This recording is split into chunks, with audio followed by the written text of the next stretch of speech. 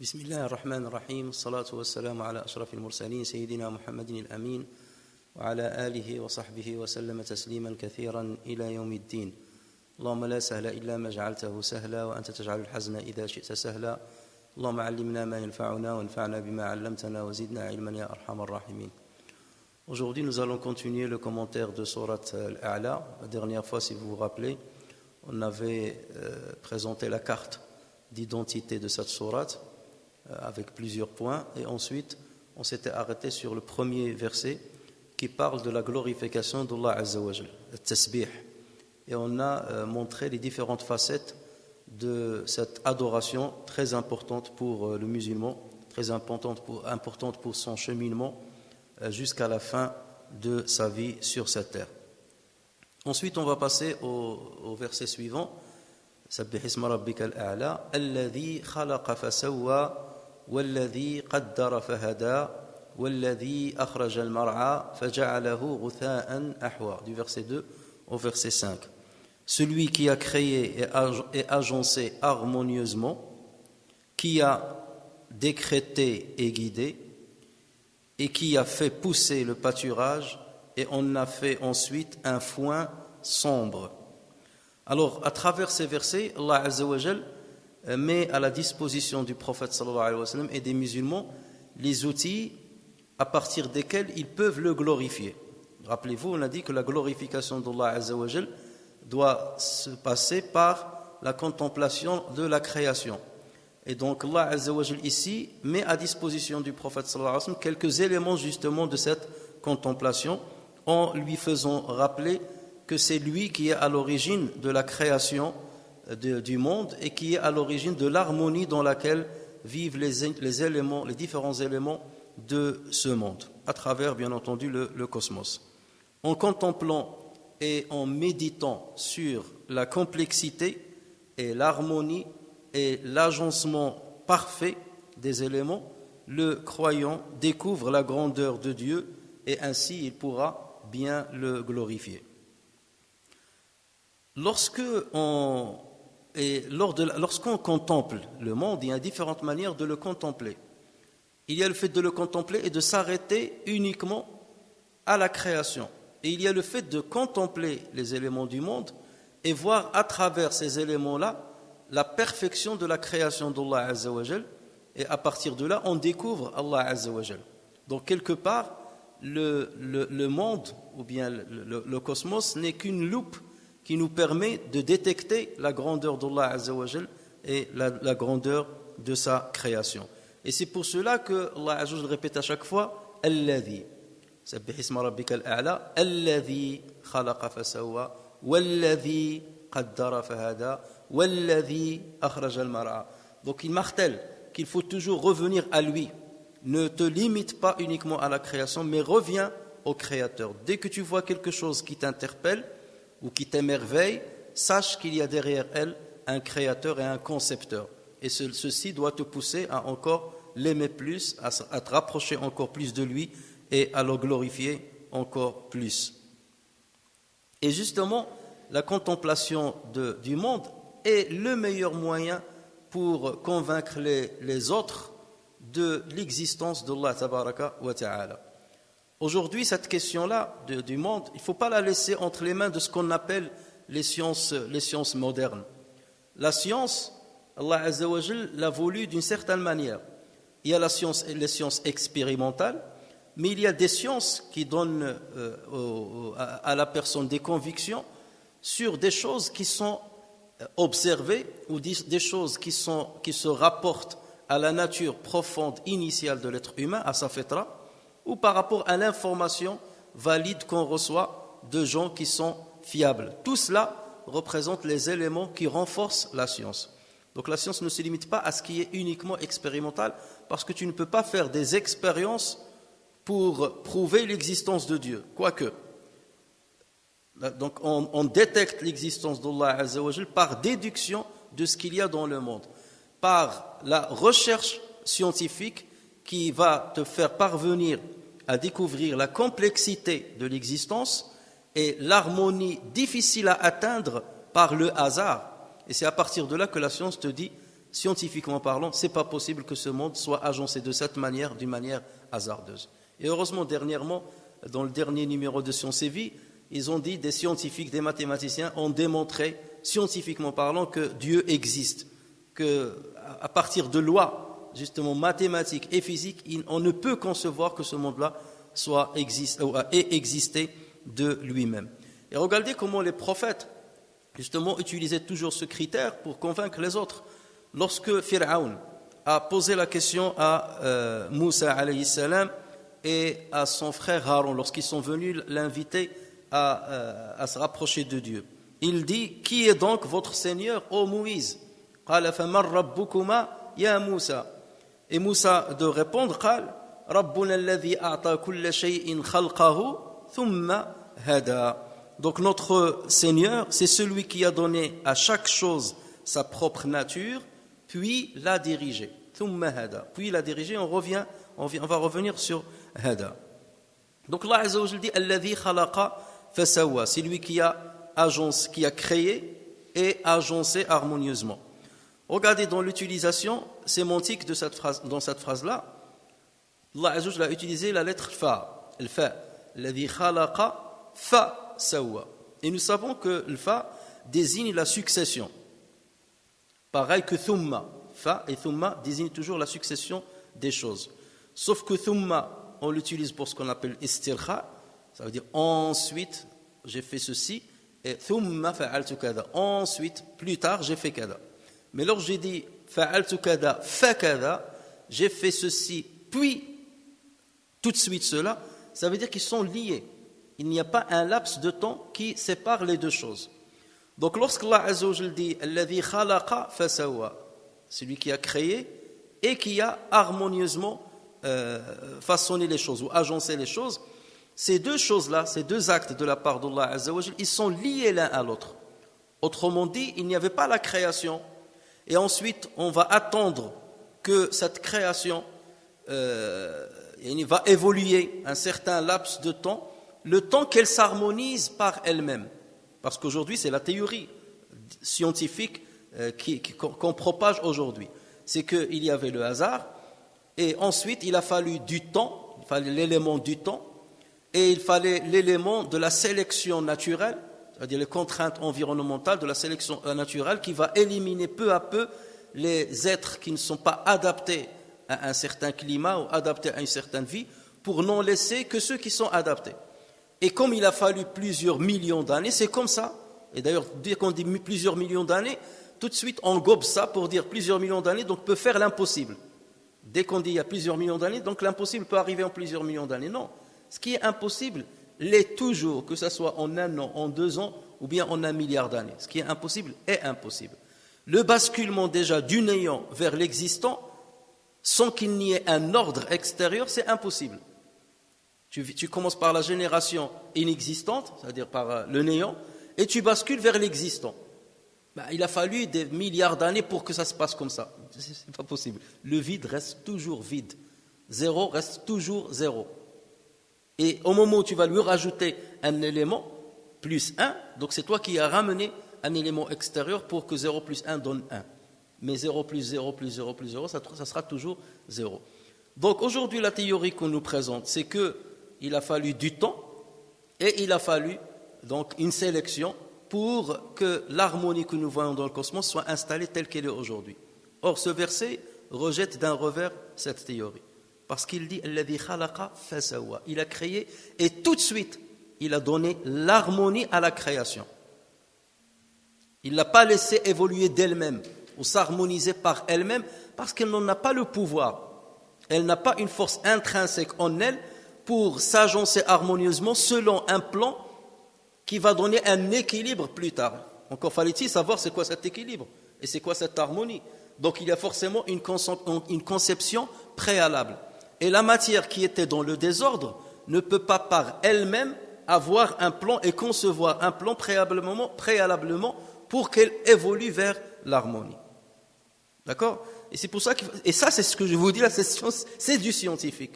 Et le scientifique n'est pas seulement de ramener l'élément du temps pour un petit peu cacher une brèche dans le raisonnement. Donc c'est ça, khalaqa fasawa. Tout de suite l'harmonie a été donnée. Allah Azza wa Jal d'ailleurs nous rappelle dans le Coran, dans sourate Al-Mulk, Allah Azza wa Jal dit الذي خلق سبع سماوات طباقا ما ترى في خلق الرحمن من تفاوت فارجع البصر هل ترى من فطور ثم ارجع البصر كرتين ينقلب إليك البصر خاسئا وهو حسير. C'est lui qui a créé les 7 cieux superposés sans que tu vois de disproportion en la création de tout miséricordieux.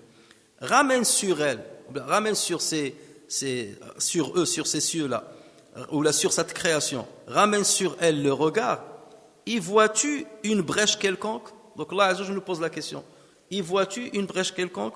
Puis retourne ton regard à 2 fois, le regard te reviendra humilié et frustré. Et dans l'arabe, lorsqu'on dit à 2 fois, dans ce genre de contexte, ça veut dire maintes fois, c'est pas que 2 fois. C'est-à-dire, regarde aujourd'hui, demain, après-demain, reviens avec tous les éléments scientifiques que tu peux avoir et essaie de détecter s'il y a eu une détérioration dans la création d'Allah Azza wa Jal. Le regard, ce regard, combien même il soit scientifique, il va revenir vers toi, humilié et frustré, parce qu'il n'a pas réussi à mettre le doigt sur une défaillance dans la création du miséricordieux. Donc il s'agit d'une invitation divine faite aux humains pour découvrir la beauté et la création et se poser les bonnes questions. Il faut se poser les bonnes questions et chercher leurs réponses en utilisant une raison alimentée par la science véridique qui va l'alimenter. Alladhi khalaqa fasawwa walladhi qaddara fahada. Celui qui a décrété et guidé. Il a décrété, ça veut dire il a conçu et il a décidé comment les choses vont être et ensuite il les a guidés vers ce chemin-là. Donc tout a été programmé. Rien dans ce monde n'arrive sans la volonté d'Allah Azza wa Jal. Il ne faut pas concevoir Dieu comme si il a créé le monde et après le monde lui a échappé ou la création lui a échappé. Non, Allah Azza wa Jal sait très bien en avance chaque chose vers où elle va partir. Même lorsqu'il a créé l'être humain, il savait pertinemment qu'il y aura parmi les êtres humains ceux qui vont s'égarer, ceux qui ne vont pas croire en lui, et il leur a préparé déjà à l'avance l'enfer. Et il sait qui va faire quoi. Et là, c'est pour ça qu'on dit al-ilmu, ilmullah sifatun kashifa wa laysat sifatan mu'athira. L'omniscience de Dieu, c'est un attribut qui dévoile une réalité, même s'il va venir dans le futur. Et l'omniscience n'est pas un attribut qui influence. Il détecte seulement. C'est comme lorsque tu poses un miroir devant quelqu'un, il reflète exactement l'image de ce quelqu'un. Il ne l'influence pas. D'accord ? Mais par contre, c'est la volonté qui peut influencer. Et ça, c'est un autre sujet. Mais par rapport à l'ilm, par rapport à l'omniscience, ilmullah azza wa jal, il ne fait que détecter ce que les gens ont choisi de faire ou de ne pas faire. Et ils seront responsables de leur choix. Chaque animal, chaque végétal, chaque planète, chaque étoile évolue en accord avec ce qu'Allah Azza wa Jal lui a décrété. Si la terre tourne autour d'elle une fois par jour, presque, c'est qu'Allah Azza wa Jal lui a décrété de faire ainsi. Si elle tourne autour du soleil une fois tous les 364 jours et quelques, c'est qu'il lui a décrété de faire ainsi. Si la lune tourne autour du soleil une fois tous les 29 jours et quelques heures, c'est qu'Allah Azza wa Jal lui a décrété de faire ainsi. Donc, qaddara fahada. Il leur a donné l'ordre et ils se sont exécutés à ce qu'il leur a assigné comme rôle. Chacun joue son rôle et ne peut déroger à la règle qui lui a été décidée. Si la terre occupe une position bien déterminée par rapport au soleil, c'est pour un objectif prédéterminé, celui d'accueillir l'être humain à un moment de la vie, à un moment bien précis de la vie. Si les dinosaures ont disparu, c'est pour préparer le chemin à ce que l'être humain vienne dans des circonstances où il pourra vivre paisiblement parce qu'il ne peut pas cohabiter avec des dinosaures. Donc tout a été programmé. Et même combien même il y aurait des événements naturels qui ont fait disparaître les dinosaures et tout ça, bien entendu, ça on ne dit pas que c'est faux, Mais tout ça a été décrété par l'avance pour préparer l'avènement de l'être humain. Si la Terre était proche du Soleil, ne serait que de quelques centaines de kilomètres, la Terre brûlerait. Il y aurait une sécheresse sur toute la Terre. Et aucune vie ne peut être possible sur Terre parce qu'il n'y aurait pas d'eau. Et si la Terre était plus éloignée du Soleil, d'une certaine centaine de kilomètres, là, pareil, la température sur Terre va chuter et les océans vont devenir des glaces et à partir de là, aucune vie ne serait possible. La rotation de la Terre selon un axe ou suivant un axe qui est incliné d'une certaine manière, avec un certain angle, c'est pour qu'il y ait justement cette succession des différentes saisons. Sans cela, bien entendu, il y aurait un déséquilibre au moins dans le pôle Nord et dans le pôle Sud ou à certains endroits de la Terre. Et dire que tout cela est venu par hasard, parce qu'il y a eu des millions et des milliards d'années, est-ce qu'il y avait une Terre qui a fait une expérience de tourner d'une certaine manière, ça n'a pas marché, elle a disparu, la deuxième, il a fait l'expérience d'une certaine manière, ça n'a pas marché, et comme par hasard, la Terre, elle a fait ce qu'elle a fait de tourner de cette manière et d'être dans cet endroit, et par hasard, ça a marché. Et tout ça, on dit que c'est la science qui nous dit que tout ça c'est véridique, ou toutes ces hypothèses-là sont véridiques. Pas du tout, bien entendu. L'équilibre établi dans la chaîne alimentaire démontre une harmonie qui ne peut être que le résultat d'une programmation divine préalable. Les dérèglements qu'on observe, par exemple, aujourd'hui, autour de nous, soit dans la chaîne alimentaire, parce qu'on a des animaux qui disparaissent de plus en plus, soit au niveau du climat, avec le réchauffement climatique, ce n'est pas à cause de la création de Dieu, c'est à cause de l'intervention de l'être humain, l'intervention injuste de l'être humain. Lorsque l'être humain a développé un certain pouvoir, lorsqu'il a commencé à maîtriser certains éléments de la création et à les assujettir pour assouvir sa cupidité, c'est là qu'il a provoqué le déséquilibre.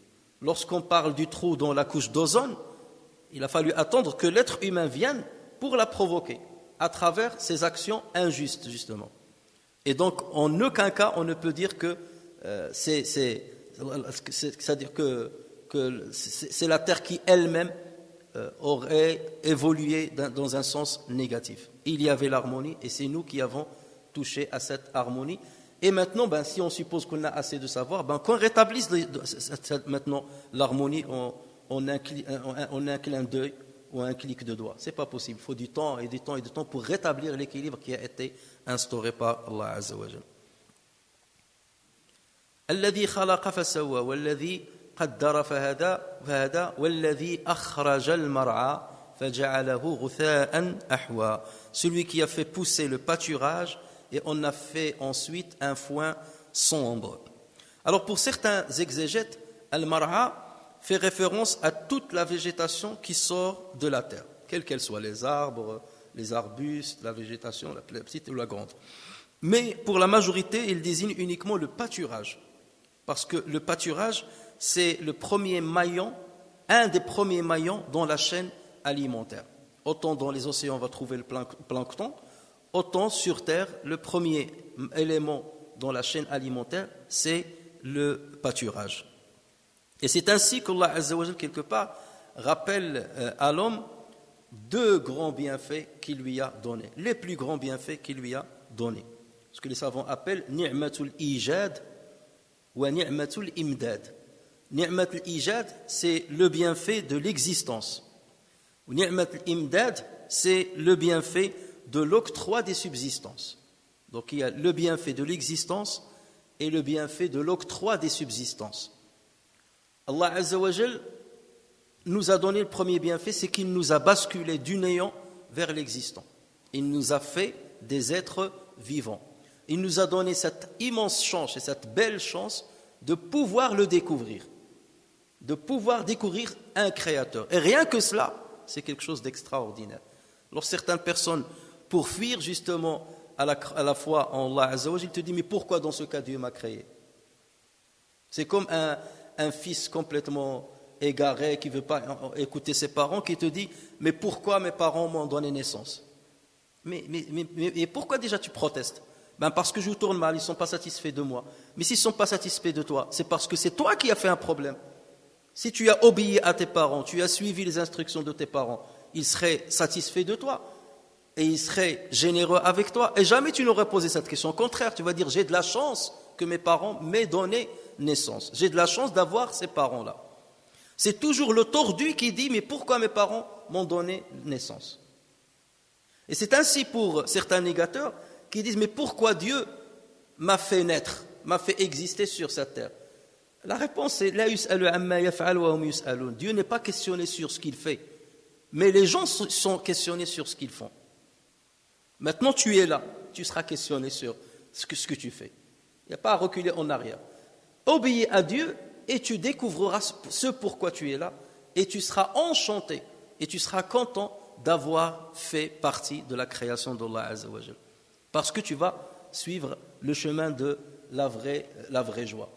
Allah Azza wa Jal t'a donné la chance de te basculer du néant vers l'existant et de te donner la possibilité de vivre la paix et de vivre la joie dans l'éternité.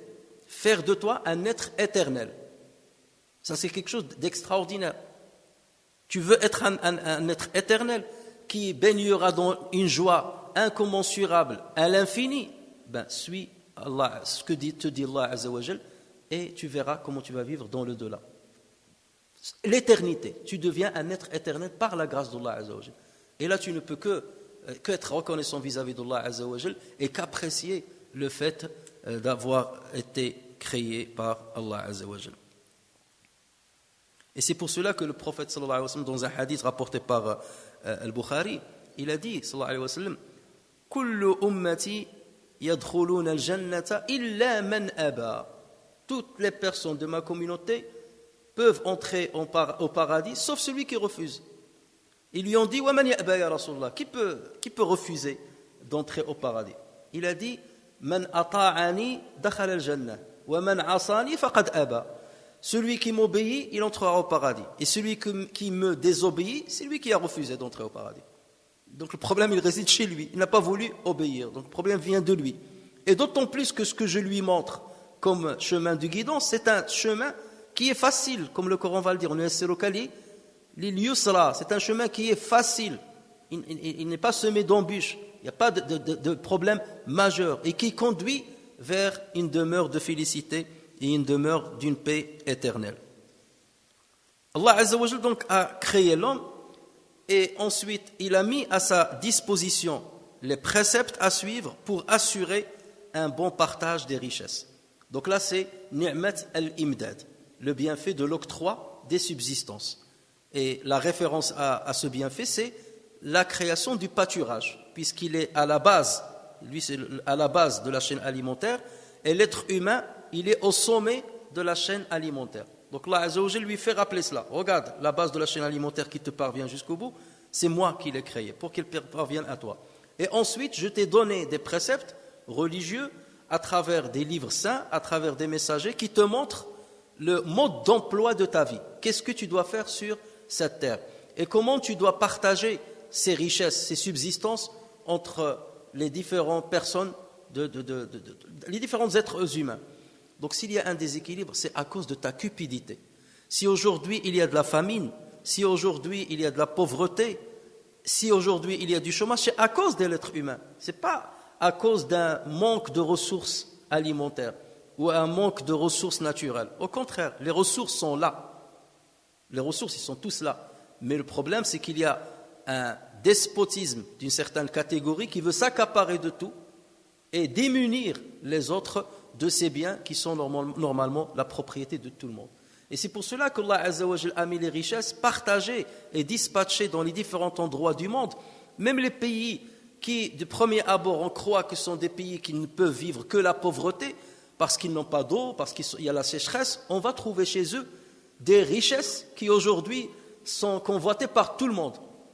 Regardez les pays qui ont le pétrole, par exemple, ou qui ont le gaz. Ce ne sont pas forcément des pays qui, au niveau de l'agriculture, sont développés. Et maintenant, ils sont devenus parfois les pays les plus riches du monde. Alors qu'autrefois, à une certaine époque, on disait ils n'ont aucune chance de vivre dans ce pays-là. C'est maintenant qu'on se rend compte qu'ils ont toute la chance de vivre dans ce pays-là. Et c'est pour cela que le hufat, l'urat, ri'a shah, comme le prophète sallallahu alayhi wa sallam a dit, les pieds nus, les sans vêtements, se sont transformés en des gens qui construisent les gratte-ciel. Comme le prophète sallallahu alayhi wa sallam a dit, ça fait partie des signes de la fin des temps. L'ignorance te rend le plus riche, mais le problème c'est l'ignorance parce que tu n'as pas saisi le sens du message qu'Allah Azza wa Jal t'a donné. والذي أخرج المرعى فجعله غثاء أحوى. Il a fait de ce pâturage un foin sombre. La végétation du pâturage verdoyante, la végétation verdoyante finit toujours par perdre sa vitalité, perdre sa vie et se transforme inéluctablement en foin sombre. Al-ghutha. Ahwa, ça veut dire sombre, très, très foncé, couleur noire, très foncé. Et d'ailleurs les savants ils disent c'est pour cela que notre grand-mère fut appelée Hawa. Il faut appeler Hawa parce que ça vient du mot Al-Hawa. Al-Hawa, ça veut dire la noirceur très très sombre. Al-Hawa. Et on dit que Hawa était de peau mate, comme Adam. L'Adam, ça veut dire celui qui est noir. Et on dit que Adam alayhi salam avait une peau qui était mate. Et il en était de même pour Hawa alayhi salam. Une fois asséchée, la végétation devient sombre et perd sa vie, comme c'est le cas de toutes les créations pour lesquelles Allah Azza wa Jal a décrété la mort. Et l'homme ne fait pas exception à la règle. Donc Allah Azza wa Jal, quelque part, est en train de rappeler à l'homme que toi aussi, tu commences petit, comme la végétation verdoyante, le pâturage verdoyant, et ensuite tu vas basculer vers la faiblesse, puis vers la mort, exactement comme la végétation qui se transforme en foin sombre, qu'on vient à la fin de compte faucher, justement, et toi aussi tu seras fauché lorsque l'ange de la mort viendra pour te retrancher l'âme. Allah Azza wa Jal dit à ce propos, Allahu alladhi khalaqakum min da'f, thumma ja'ala min ba'di da'fin quwwa, thumma ja'ala min ba'di quwwatin da'fan wa shayba, yakhluqu ma yasha wa huwa al-alimul qadir. Dieu vous a créé d'abord faible, puis il fait succéder la force à la faiblesse, puis vous réduit ensuite à la faiblesse et à la vieillesse, et il crée ce qu'il veut, il est l'omniscient et l'omnipotent. Donc l'homme, il atteint dans les étapes de sa vie l'apogée de la force, et c'est là où il risque de devenir despote, et c'est là où il risque le plus de dévier du chemin d'Allah Azza wa Jal. Et ensuite, Allah Azza wa Jal le fait descendre progressivement, et heureusement que c'est progressif, progressivement vers sa fin. Progressivement pour qu'il se réveille, pour qu'il se rappelle. Mais malheureusement, il y a certaines personnes, même si l'âge arrive, même si les cheveux commencent à blanchir, même si le dos commence à se courber, même si les os commencent à se fragiliser, ils pensent qu'ils vont vivre l'éternité sur terre.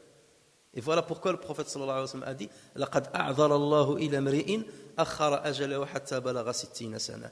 Dieu n'a laissé aucune excuse à une personne à qui il a allongé la vie jusqu'à ce qu'il atteigne 60 ans. Tu as atteint 60 ans, ben, tu n'as pas d'excuse. Qu'est-ce que tu veux de plus que 60 ans? Ça y est. Il t'a laissé, il t'a donné énormément de temps pour réfléchir et pour revenir vers lui. Donc tu n'as aucune excuse le jour du jugement devant Allah Azza wa Jal. Ensuite, Allah Azza wa Jal dit سَنُقْرِئُكَ فَلَا تَنْسَى إِلَّا مَا شَاءَ اللَّهُ إِنَّهُ يَعْلَمُ الْجَهْرَ وَمَا يَخْفَى. Nous te ferons réciter, donc réciter ici, à l'unanimité des savants, nous te faisons réciter le Coran. Il s'agit ici du Coran. Et c'est pour ça d'ailleurs qu'il a été appelé Al-Qur'an. سَنُقْرِئُكَ إِنَّهُ يُقْرَأ. Al-Qur'an vient de l'Qira'a. سَنُقْرِئُكَ, c'est le Qur'an. Iqra' bismi rabbik. Donc là, c'est. Et tout en sachant que, bien entendu, cette sourate, comme on a dit la dernière fois, elle faisait partie des premières sourates qui ont été révélées au prophète sallallahu alayhi wa sallam. Nous te ferons réciter le Coran de sorte que tu n'oublieras que ce qu'Allah veut, car il connaît ce qui paraît au grand jour, ainsi que ce qui est caché. Alors, il s'agit ici d'une bonne nouvelle, d'une bushra, que Allah Azza wa Jal donne au prophète sallallahu alayhi wa sallam. Donc comme je viens de dire, cette sourate faisait partie des premières sourates révélée au prophète sallallahu alayhi wa sallam. Certains savants la placent comme la 8e sourate dans l'ordre chronologique de la descente du Coran, la 8e sourate, donc tout au début de la mission du prophète sallallahu alayhi wa sallam. Et pendant cette période-là, le prophète sallallahu alayhi wa sallam n'était pas encore bien entraîné à la réception de la révélation. Et donc, il avait toujours peur d'oublier le Coran que Jibril alayhi salam lui révélait. Donc, ce qu'il faisait, c'est qu'il se précipitait à répéter, ça on l'a dit la dernière fois, à répéter rapidement les versets qui étaient en train de lui être révélés avant même que la révélation ne s'interrompe, avant qu'elle ne s'arrête. Ça veut dire, dès que Jibril vient, supposons qu'il va lui révéler 10 versets, à peine il lui cite le premier verset, le prophète sallallahu alayhi wa sallam commence à le répéter, alors que Jibril est en train de terminer les versets qui vont suivre. Et donc, il s'attait à répéter les versets. Et Allah Azza wa Jal, justement, lui a dit de ne pas le faire. La tuharrik bihi lisanaka lita'jala bih. Inna alayna jam'ahu wa qur'ana. Fa idha qara'nahu fattabi' qur'ana thumma inna alayna bayana. Ne remue pas ta langue pour hâter sa récitation, pour hâter la récitation du Coran. Son rassemblement dans ton cœur et sa fixation dans ta mémoire, c'est ça, inna alayna jam'a. Jam'a, le rassembler où? Le rassembler entièrement, donc tu le recevras en entier. Personne ne t'empêchera de recevoir la totalité de ce que je t'ai prévu comme révélation. Donc on ne te tuera pas, on ne te fera pas de mal tant que la révélation n'a pas été achevée. Et je vais te le rassembler dans ta mémoire. Et il ne sera pas perdu d'ailleurs, même dans l'avenir. Donc il lui dit, ne remue pas ta langue pour hâter sa récitation, son rassemblement dans ton cœur et sa fixation dans ta mémoire nous incombe, ainsi que la façon de le réciter. Quand donc nous le récitons, suis sa récitation. Et justement, Allah Azza wa Jal a doté le prophète sallallahu alayhi wa sallam d'une capacité surhumaine pour mémoriser le Coran, dès lors qu'il le recevait de Jibril alayhi salam. Rappelez-vous du hadith qu'on a expliqué dans le commentaire de Bukhari, dans le deuxième hadith rapporté par Bukhari sur Aïcha radiyallahu anha. Il a dit, Al-Harith ibn Hisham a posé la question au prophète sallallahu alayhi wa sallam, Ya Rasulallah, kayfa ya'tika al-wahi? Comment la révélation te parvient-elle? Et le prophète sallallahu alayhi wa sallam a répondu, Ahyanan ya'tini mithla salsalati al-jaras. وهو أشده علي فيفصم عني وقد وعيت عليه ما قال. Donc parfois la révélation me vient comme le tintement d'une cloche, et on a expliqué ce que c'est que le tintement d'une cloche, comment les savants ont expliqué ça. Me parvient comme le tintement d'une cloche, et c'est le plus dur pour moi, c'est la situation la plus dure pour moi. فيفصم عني, donc la révélation s'interrompt, وقد وعيت alors que j'ai assimilé ce qu'il a dit. Et là, le prophète sallallahu alayhi wa sallam a conjugué le verbe wa'a au passé. وَقَدْ وَعَيْتُ. Ça veut dire que lorsque Jibril me parle, je ne comprends pas ce qu'il me dit. J'entends seulement comme un son de cloche, un tintement de cloche dans mes oreilles. Donc je ne comprends pas. Mais dès qu'il arrête de la révélation, je me trouve avoir tout assimilé. C'est-à-dire que l'assimilation ne se fait pas au fur et à mesure. Dès qu'il s'arrête, je me retrouve ayant tout mémorisé, sans aucun effort de moi-même. Et ensuite, et ça c'est la première manière avec laquelle il recevait la révélation de Jibril alayhi salam. La deuxième manière, وَأَحْيَانًا يَتَمَثَّلُ لِلْمَلَكُ إِنسَانًا. Et parfois, l'ange me paraît sous la forme d'un être humain. تَمَثَّلُ لِي إِنسَانًا فَيُكَلِّمُنِي فَأَعِي مَا يَقُولُ.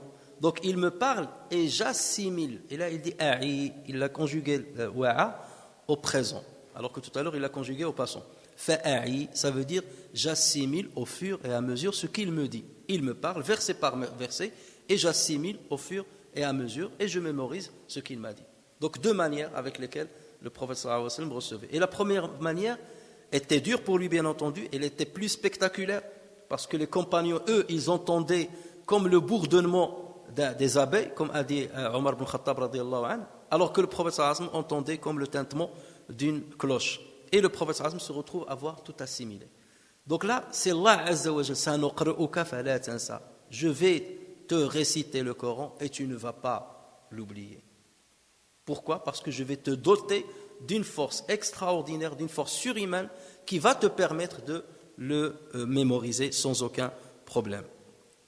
Et en plus, Allah Azza wa Jal s'est porté garant de préserver le Coran même après la mort du prophète sallallahu alayhi wa sallam. Il l'a préservé pour lui et il s'est engagé à le préserver jusqu'à la fin des temps. Inna nahnu nazzalna dhikra wa inna lahu lahafidun. C'est nous qui avons descendu le rappel, le Coran, et c'est nous qui nous chargeons de le protéger.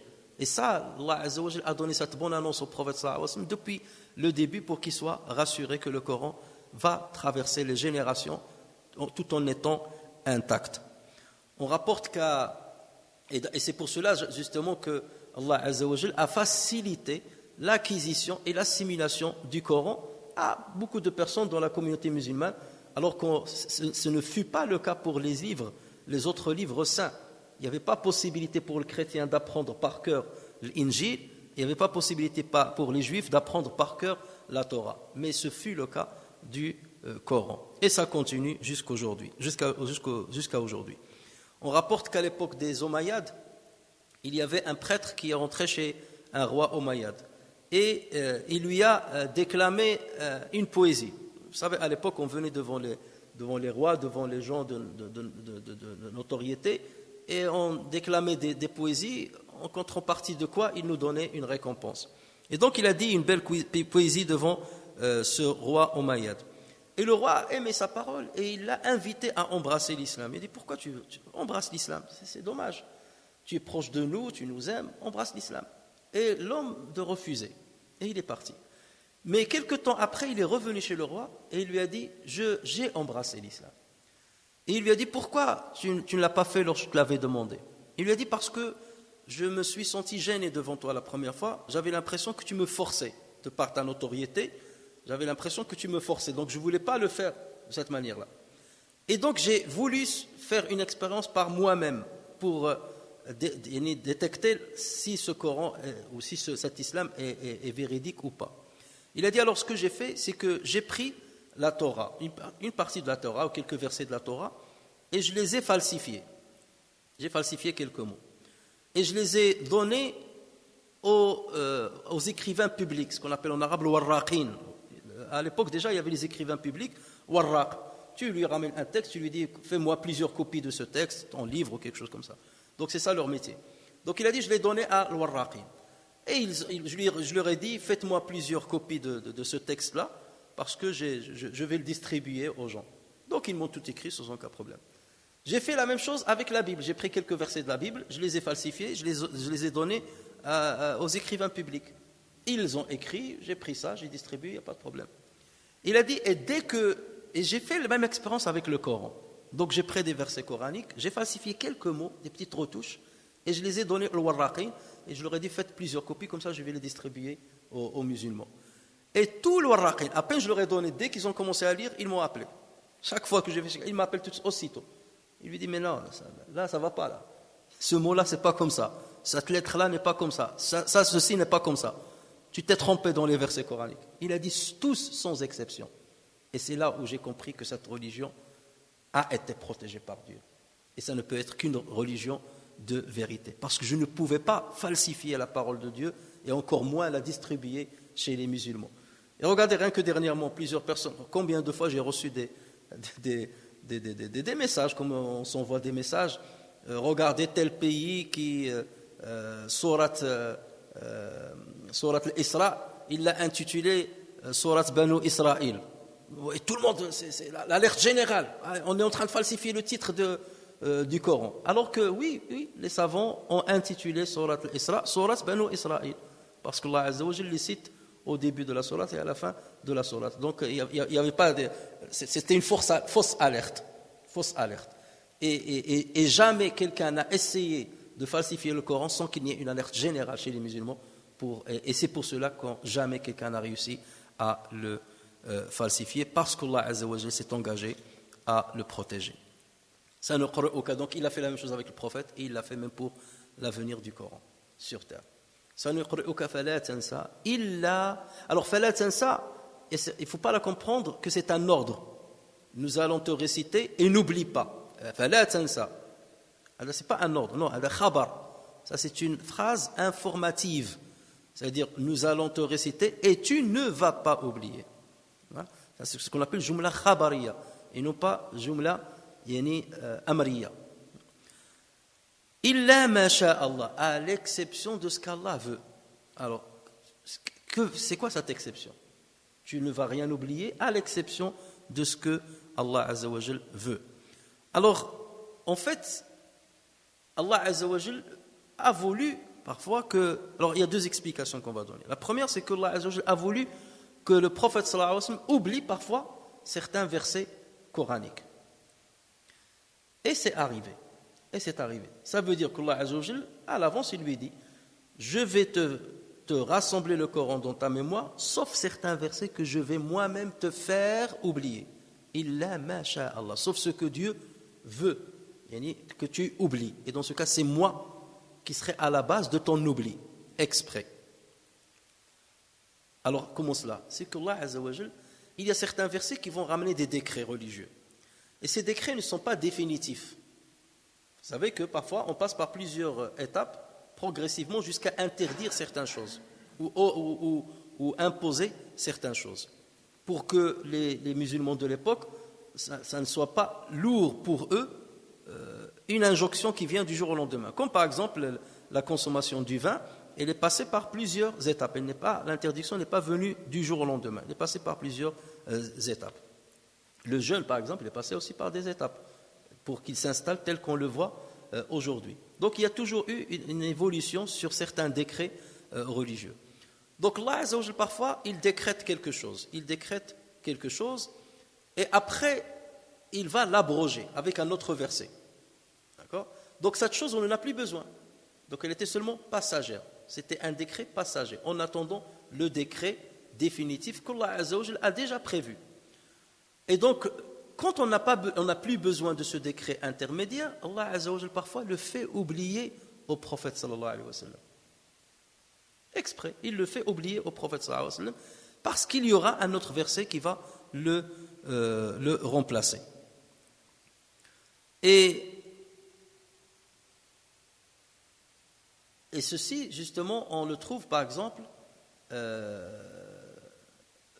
ça c'est justement ce qu'on appelle l'abrogé et l'abrogeant, et il y a plusieurs catégories de l'abrogé. Il y a ce qui est abrogé dans la récitation, c'est-à-dire on ne le trouve plus dans le Coran. Il est abrogé dans la récitation et il est abrogé en termes de décret religieux. Et il y a ce qui est abrogé dans la récitation, ça n'existe plus dans le Coran, le verset n'existe plus dans le Coran, alors qu'il a été descendu au prophète sallallahu alayhi wa sallam, mais le décret qu'il a ramené est toujours effectif, il est toujours à jour. D'accord? Et il y a parfois des versets qui sont encore dans le Coran, mais leur décret a été abrogé.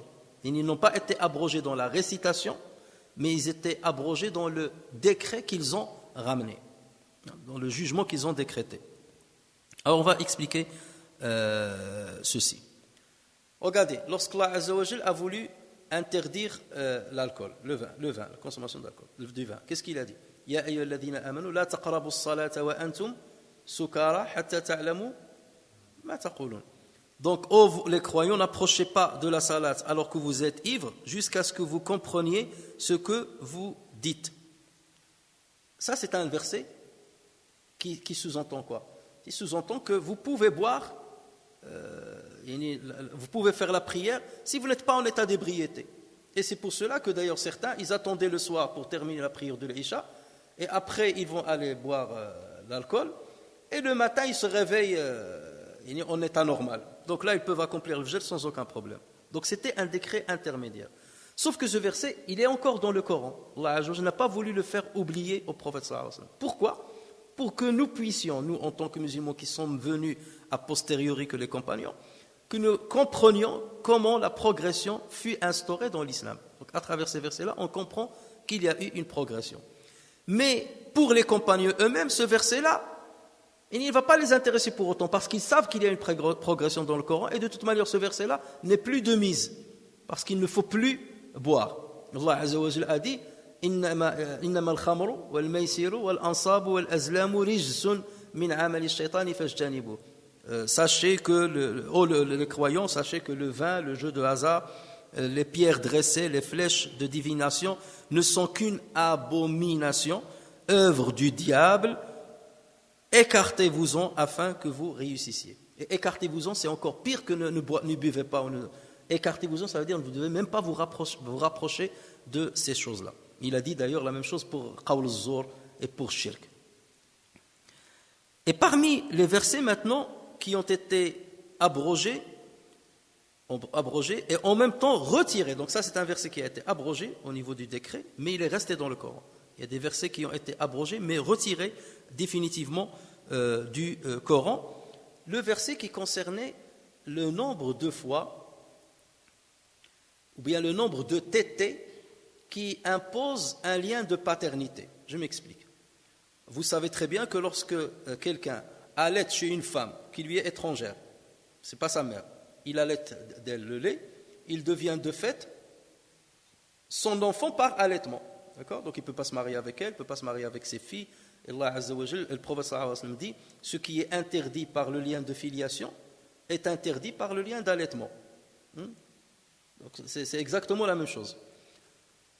Combien de fois on peut téter sans pour autant avoir ce lien de parenté avec la maman? Au départ, il y avait un verset coranique qui a dit 10 tétés, mushbi'at, 10 tétés avérés, avec lesquels il a bien rempli le ventre. Donc lorsqu'il y a 10 tétés, c'est à partir de là que le lien de parenté s'effectue entre l'enfant et la mère. Si c'est moins, il n'est pas considéré comme son fils. D'accord ? Et ensuite, ce verset-là, on ne le trouve pas dans le Coran. D'accord ? Donc il a été abrogé dans la récitation. Ensuite, un autre verset est venu pour dire, maintenant je l'ai réduit à 5 tétés seulement. D'accord ? À partir de 5 tétés, le lien de parenté s'installe. D'accord ? Et c'est resté jusqu'à notre époque. Et pourtant, ce verset n'existe pas dans le Coran. Donc il a été abrogé dans la récitation. Donc 2 versets ont été abrogés dans leur récitation. Sauf que le premier, il a été abrogé aussi dans le décret qu'il a ramené, 10 tétés.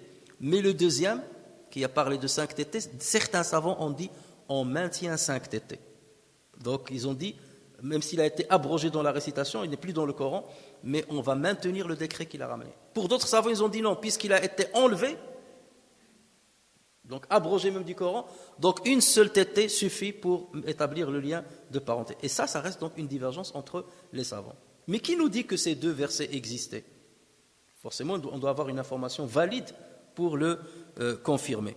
Et justement, on a un hadith authentique rapporté sur Aïcha radiyallahu anha qui a dit كان فيما نزل من القرآن 10 رضعات معلومات يحرمن ثم نسخن بخمس معلومات فتوفي رسول الله صلى الله عليه وسلم وهن فيما يقرأ من القرآن. Donc il a dit, il y avait parmi les versets révélés 10 tétés avérés entraînent la parenté de lait. Ensuite, cette règle fut abrogée par celle fixant le nombre à 5 tétés. Et ensuite, il a dit, à la mort du messager de Dieu, ces versets étaient encore récités comme faisant partie du Coran pour certains. Ça veut dire que le prophète sallallahu alayhi wa sallam est mort, alors que certains compagnons continuaient de réciter ces versets. Est-ce qu'ils avaient raison ou ils avaient tort, ces compagnons, de réciter ces versets? Non, ils avaient tort. Pourquoi? Parce que eux, ils avaient écrit ces versets-là, ou bien ils avaient mémorisé lorsqu'ils étaient effectifs. Mais lorsque ça a été abrogé, soit ils n'ont pas été au courant, soit ils étaient au courant mais ils n'ont pas corrigé. Ce qu'on prend en compte, c'est la dernière récitation qu'a faite le prophète sallallahu alayhi wa sallam. Nous savons très bien que chaque Ramadan, chaque année, Jibril alayhi salam venait chez le prophète sallallahu alayhi wa sallam et il lui faisait réviser le Coran. Ce qu'on appelle l'arda. Le prophète sallallahu alayhi wa sallam donc récitait le Coran à Jibril alayhi salam. Et s'il se trompe ou s'il oublie quelque chose, Jibril alayhi salam il le corrige. Attention, ça c'est ça, tu t'es trompé sur ça. Déjà, bien à l'avance, le prophète sallallahu alayhi wa sallam, lorsqu'il recevait une révélation, il faisait appel aux scribes, il avait plusieurs scribes, il leur dit écrivez, voilà ce que j'ai reçu. D'accord ? Et donc ils écrivaient ça. Donc c'était consigné déjà par écrit. Et ensuite tout le monde mémorise. Le prophète mémorise et eux, ils mémorise. Et si jamais il a oublié quelque chose, l'ange Jibril, il venait, premier Ramadan par exemple, il va lui dire, récite-moi ce que tu as appris jusqu'à maintenant, ce qui t'a été révélé. Donc il va réciter, s'il y a un problème, il va le corriger. La deuxième année, pareil, la troisième année, pareil, jusqu'au dernier Ramadan qu'a vécu le prophète sallallahu alayhi wa sallam. Et là, Jibril a révisé avec lui le Coran par 2 fois. Donc le prophète sallallahu alayhi wa sallam a récité tout le Coran, ce qu'on appelle le khatma, du début jusqu'à la fin, la première fois, le même Ramadan, la première fois et la deuxième fois. Et tout de suite après, le prophète sallallahu alayhi wa sallam a fait appel aux scribes, a fait appel à ceux qui mémorisaient le Coran, et il leur a dit, voilà le khatma al-akhira que j'ai fait avec Jibril alayhi salam.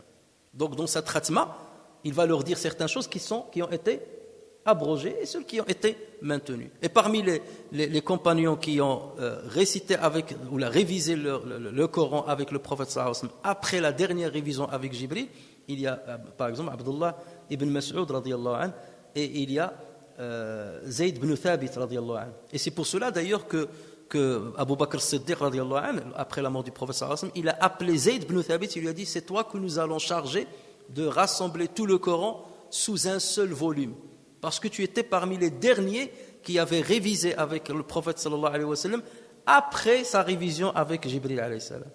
Donc il y avait d'autres compagnons qui n'avaient pas fait leur révision de ce qu'ils avaient écrit ou ce qu'ils avaient mémorisé avec le prophète sallallahu alayhi wa sallam après ce rendez-vous. D'accord? Et c'est pour cela qu'ils continuaient de réciter ces versets. Donc ce sont les autres compagnons qui vont les corriger, leur dire, ça y est, dans le khatma al-akhira, ce verset n'existe plus, donc vous ne le révisez plus, vous ne le prenez plus en compte. Et c'est pour cela que Aïcha radiyallahu anha a dit ceci comme une information normale chez eux. Elle n'a pas protesté. Il disait, et ça se récitait même après la mort du prophète sallallahu alayhi wa sallam. Non pas pour dire que ça devait continuer à se faire, mais pour dire ce que certains le faisaient par erreur. D'accord? Mais c'était du Coran qui lui a été révélé. Et d'ailleurs, Allah Azza wa Jal, s'il a fait oublier au prophète sallallahu alayhi wa sallam, lui-même il le dit dans le Coran. Allah Azza wa Jal dit à ce propos dans Surat al-Baqarah, verset 106, Ma nansakh min ayatin aw nunsiha na'ti bi khairin minha aw mithliha alam ta'lam anna Allah ala kulli shay'in qadir. Si nous abrogeons un verset quelconque ou que nous le faisons oublier, Dieu le dit, ou que nous le faisons oublier, nous en apportons un meilleur ou un semblable, ne sais-tu pas qu'Allah est omnipotent? Donc là, ça rassure le prophète sallallahu alayhi wa sallam et ça nous rassure que le Coran qu'on a aujourd'hui, c'est ce que Allah Azza wa Jalla a voulu que ça soit transmis juste avant la mort du prophète sallallahu alayhi wa sallam. Donc ça, c'est la première situation, que le prophète sallallahu alayhi wa sallam mémorise un verset qui lui a été révélé et ensuite Allah Azza wa Jalla le lui fait oublier exprès parce que ce verset a été abrogé et il va être remplacé par un verset pareil ou mieux. La deuxième situation, c'est la situation qui peut arriver à n'importe quel musulman, même combien même il aurait mémorisé le Coran, c'est le fait d'oublier pendant la récitation, notamment dans la prière. Le prophète sallallahu alayhi wa sallam pouvait oublier un verset coranique, il pouvait se tromper. D'accord? Autant Allah Azza wa Jalla lui a donné cette capacité de mémoriser lorsque Jibril était là d'un seul coup, autant le prophète sallallahu alayhi wa sallam, lorsqu'il revient à sa situation normale, parce qu'on a dit ça pendant le commentaire de Al-Bukhari, le prophète sallallahu alayhi wa sallam, il était dans une autre forme physiologique lorsqu'il recevait la révélation. C'est pour ça que Aïcha a dit son visage ruisselé, son visage ruisselé de sueur alors qu'il faisait très froid à l'extérieur. C'est pour cela qu'il devenait lourd. Et Sahabi, il a dit, j'avais l'impression que ma cuisse allait se couper en deux. Lorsqu'il a reçu la révélation, il avait sa jambe sur ma jambe, sur la mienne, et lorsqu'il a reçu la révélation, j'avais l'impression que ma jambe allait se couper en deux. C'est pour cela que même sa mule tombait lorsqu'il était dessus et qu'il recevait la révélation. Donc même son état physiologique changeait. Inna sanulqi alayka qawlan thaqila, nous allons descendre sur toi une parole lourde. Mais une fois il retrouve sa forme normale, il peut oublier. Mais au départ, il n'oublie pas. Et ensuite, lorsqu'il récite aux compagnons, il n'oublie pas. Lorsqu'il leur fait écrire, il n'oublie pas. Mais avec le temps, il peut oublier, ça peut lui arriver. Mais heureusement, il y a déjà là les compagnons qui ont mémorisé pour le corriger. Il y a les compagnons qui ont écrit, qui peuvent le corriger. Et le cas échéant, il y a Jibril, alayhi salam, qui va venir le Ramadan prochain pour lui corriger ce qu'il a oublié ou lui faire réviser ce qu'il a appris et ce qu'il a oublié et le corriger le cas échéant. Donc ça, c'est la deuxième situation. Et d'ailleurs, on a un hadith rapporté par Al-Bukhari et Muslim dans lequel Aïcha radhiyallahu anha, il disait, le prophète sallallahu alayhi wa sallam était en train de faire une prière nocturne. Quand il entendit un compagnon à l'intérieur de la mosquée en train de prier. Il priait à la mosquée et il priait à haute voix puisque c'était la nuit. Et le prophète sallallahu alayhi wa sallam l'entendait. Il a aimé sa lecture, il l'entendait. Et le compagnon en question, c'était Abbad ibn Bishr radhiyallahu anhu. Et le prophète sallallahu alayhi wa sallam, il l'entendait. À un moment, il a dit Rahimahullah, laqad adhkarani ayatan kuntu unsituha. Donc, que Dieu accorde sa miséricorde à Abbad ibn Bishr, il m'a rappelé un verset que j'avais oublié. Laqad adhkarani ayatan kuntu unsituha. Donc, ce qui montre bien qu'il pouvait oublier. Et vous voyez, le prophète sallallahu alayhi wa sallam, il n'a rien à cacher. Il n'a rien à cacher. Si c'était un imposteur qui faisait, jamais il va dire cette parole-là. Parce que quelque part, c'est un aveu de faiblesse, quelque part. D'accord ? Ça risque de semer le trouble dans celui qui va l'entendre. Non, le prophète sallallahu alayhi wa sallam, il dit ce qu'il y a avec toute véracité. Et les compagnons racontaient cela en toute spontanéité. Il n'y a pas de problème chez eux. Donc, on n'a rien à cacher. Ceux qui disent le Coran, il a été façonné par des gens. Non, rien n'est caché chez les musulmans. Tous ceux disent ce qui est positif comme ce qui est négatif. Ou ce qui peut paraître négatif parfois. Alors, certains exagèrent. Donc ça, c'est les deux premières explications. Dieu lui fait oublier certains versets parce qu'ils vont être abrogés, ou parfois il oublie de lui-même, et après, donc les compagnons le corrigent, ou Jibril alayhi salam le corrige, ou il se rappelle lui-même. Donc c'est un oubli seulement passager dans une prière, par exemple. Mais il y a certains savants qui ont dit Illa ma sha Allah, ça ne veut pas dire qu'il y a une exception dans laquelle, en termes de laquelle le prophète sallallahu alayhi wa sallam va oublier certaines choses. Non, il dit Illa ma sha Allah, ça c'est une expression, une formule qu'Allah Azza wa Jalla lui a montré de dire tout le temps, où Allah Azza wa Jalla l'a dit seulement pour montrer que tout se fait par sa volonté. Ça veut dire que c'est Illa ma sha Allah, ça veut dire que c'est par ma volonté que tu vas mémoriser sans oublier. Et si je le voulais, tu aurais pu oublier. D'accord ? Si je le voulais. Mais moi, je ne vais pas vouloir que tu oublies. D'accord ? Ça, c'est pour l'avis de ceux qui disent que tout ce que je vous ai raconté là jusqu'à maintenant, non, c'est pas. Oui, il peut oublier et se rappeler, donc ça ne rentre pas dans ce verset-là.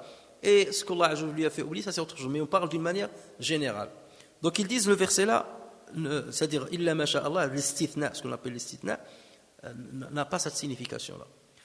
Et ils avancent un argument très fort. C'est un verset coranique dans Surat Hud, verset 108, dans lequel Allah Azza wa Jalla dit وَأَمَّا الَّذِينَ سُعِدُوا فَفِي الْجَنَّةِ خَالِدِينَ فِيهَا مَا دَامَتِ السَّمَاوَاتُ وَالْأَرْضُ إِلَّا مَا شَاءَ رَبُّكَ عَطَاءً غَيْرَ مَجْذُوذٍ. Donc Allah Azza wa Jalla dit et quant aux bienheureux, ils seront au paradis pour y demeurer éternellement tant que dureront les cieux et la terre. Et regarde ce qu'il a dit Illa ma sha'a rabbuk. C'est comme ici Illa ma sha'a Allah, Illa ma sha'a rabbuk. À moins que ton Seigneur en décide autrement, c'est là un don qui n'est jamais interrompu. Donc là, il parle de ceux qui seront dans le paradis. Et il dit ils seront dans le paradis éternellement, sauf si Dieu en veut autrement. Mais est-ce que Dieu a voulu autrement ? Pas du tout. Parce que dans d'autres versets, il va nous dire Khalidina fiha abada, ils y resteront éternellement. Donc cette formule, il l'a dit uniquement pour montrer que c'est par ma volonté que j'ai voulu que ça se passe ainsi, mais sinon j'aurais pu retrancher cette faveur ou retirer cette valeur que je leur ai octroyée. Et d'ailleurs, ceci on le trouve dans le Coran souvent. Allah Azza wa Jalla parle d'une supposition, mais qui n'a jamais eu lieu. Il le parle même à propos du prophète sallallahu alayhi wa sallam. Par exemple, dans Surat Al-Isra, Allah Azza wa Jalla dit au prophète sallallahu alayhi wa sallam وَلَا إِنْ شِئْنَا لَنَذْهَبَنَّ بِالَّذِي أَوْحَيْنَا إِلَيْكَ. Si nous l'avions voulu, nous pouvons certes faire disparaître ce que nous t'avons révélé. ثُمَّ لَا تَجِدُ لَكَ بِهِ عَلَيْنَا وَكِيلًا. Ensuite, tu n'y trouverais pas par la suite aucun défenseur contre nous. Mais est-ce qu'Allah Azza wa Jalla a voulu justement faire disparaître ce qu'il lui a révélé ? Non. Il a dit, si je voulais, je pouvais te retirer ce que je t'ai révélé. Mais il ne l'a pas fait. Donc ça, c'est seulement une expression qu'il faut dire. وَلَا تَقُولَنَّ لِشَيْءٍ إِنِّي فَاعِلٌ ذَلِكَ غَدًا إِلَّا أَنْ يَشَاءَ Allah. C'est pour qu'il enseigne au prophète sallallahu alayhi wa sallam de répéter toujours cette formule dans ce qu'il compte lui-même faire ou dans ce qui lui arrive pour qu'il se rappelle que c'est par la volonté d'Allah Azza wa Jal que ça lui arrive ainsi. سَنُقْرِئُكَ فَلَا تَنْسَى إِلَّا مَا شَاءَ اللَّهُ إِنَّهُ يَعْلَمُ الْجَهْرَ وَمَا يَخْفَى. إِنَّهُ يَعْلَمُ الْجَهْرَ وَمَا يَخْفَى, c'est toujours la suite du verset. إِلَّا مَا شَاءَ اللَّهُ إِنَّهُ يَعْلَمُ الْجَهْرَ وَمَا يَخْفَى. Il est lié au verset, on termine avec ça. Donc il connaît ce qui paraît au grand jour ainsi que ce qui est caché. C'est ça la traduction qu'on a choisie. Alors deux interprétations pour ce verset. Il connaît ce qui paraît au grand jour, jahr, wa ma yakhfa, et ce qui est caché dans la poitrine. La première interprétation, c'est que innahu ya'lamu al-jahra wa ma yakhfa, ça veut dire qu'Allah Azza wa Jal sait ce que tu récites à haute voix avec Jibril alayhi salam lorsque je te l'envoie, et je sais ce que tu caches dans ta poitrine relatif à la peur que tu as d'oublier le Coran. D'accord? Donc je sais ce que tu récites à haute voix et je sais ce que tu caches, c'est-à-dire cette peur d'oublier le Coran, d'oublier de ne pas pouvoir mémoriser le Coran. Donc ça va dans le sens de ce qu'on a dit jusqu'à maintenant. Ça c'est la première interprétation. Et la deuxième interprétation, c'est que ça veut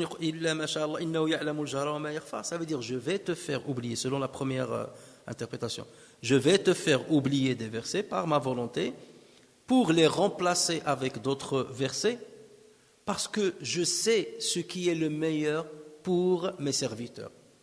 Je sais ce qui va leur rendre service dans leur vie. Donc si je t'ai fait oublier un verset, c'est parce que je vais ramener un autre qui va être bien pour eux, parce que c'est moi qui sais. Je sais le visible et l'invisible. Je sais ce qui se dit à haute voix et ce que se dit à voix basse. Donc là, c'est seulement une expression pour montrer l'étendue de son omniscience. Donc ça aussi, c'est une interprétation. Mais en fait, les deux se valent, bien entendu. L'une n'exclut pas, bien entendu, l'autre, comme on a l'habitude de toujours dire. Et c'est ce qui donne cette beauté au Coran, d'avoir plusieurs sens qui se valent. Plusieurs sens qui se valent. Et l'ibratu bi'umum al-lafz la bi khusus as-sabab. Toujours la moralité, elle se base sur le sens général du terme et non seulement sur la raison pour laquelle il fut révélé. Donc même si on suppose que dans le verset là, il parle que de la question de l'oubli du Coran, pas l'oubli du Coran, mais lorsqu'Allah Azza wa Jalla dit innahu ya'lamu al-jahra wa ma yakhfa, ça c'est général. Il sait ce qui se dit à haute voix et ce qui se dit à voix basse. نفعني الله وإياكم بالقرآن الكريم وبحديث سيد الأولين والآخرين وغفر الله لي ولكم ولسائر المسلمين سبحانك اللهم وبحمدك نشهد أن لا إله إلا أنت نستغفرك ونتوب إليك عملنا سوءا وظلمنا أنفسنا فاغفر لنا فإنه لا يغفر الذنوب إلا أنت سبحان ربك رب العزة عما يصفون وسلام على المرسلين والحمد لله رب العالمين بارك الله فيكم